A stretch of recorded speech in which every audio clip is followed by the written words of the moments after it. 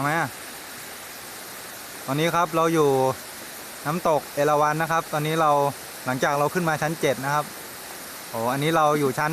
ประมาณชั้น5นะครับโอ้โหฟังเสียงธรรมชาติโคตรสวยอ่ะสุดยอดมากครับนี้ทางที่ลงมานะครับ